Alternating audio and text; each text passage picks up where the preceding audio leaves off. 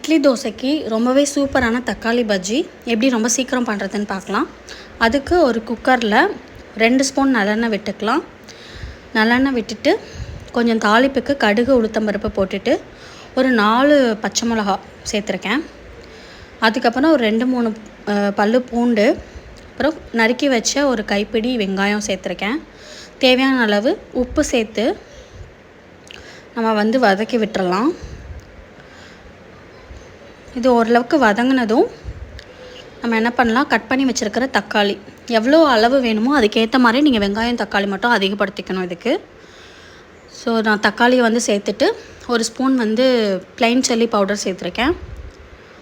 So இதை நல்லா மறுபடியும் மிக்ஸ் பண்ணி விட்டுட்டு தேவையான அளவு தண்ணி ஊற்றிட்டு கொஞ்சமாக பெருங்காயத்தூள் சேர்த்து மூடி வச்சு ஒரு 3 விசில் வைக்கணும்.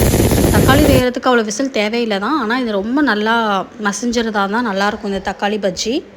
ஸோ இப்போ இதை பருப்பு மத்தோ இல்லை கரண்டியோ வச்சு நல்லா இந்த மாதிரி மேஷ் பண்ணி விடணும். பருப்பு மத்து வச்சு கடைஞ்சால் ரொம்பவே நல்லாயிருக்கும். ஸோ எனக்கு இப்போது நான் கரண்டிலே பண்ணிக்கிட்டேன். அவ்வளோதான், ரொம்பவே சூப்பரான தக்காளி பஜ்ஜி ரொம்ப சிம்பிளாக ரெடி ஆகிடுச்சு. இது அவசர டைமில் எதுவுமே பண்ணுறதுக்கு முடியல, ஒரு 5 மினிட்ஸில் பண்ணணும் அப்படின்னா இந்த தக்காளி பஜ்ஜி நீங்கள் இட்லி தோசைக்கு கண்டிப்பாக ட்ரை பண்ணி பாருங்கள். ரொம்பவே நல்லாயிருக்கும்.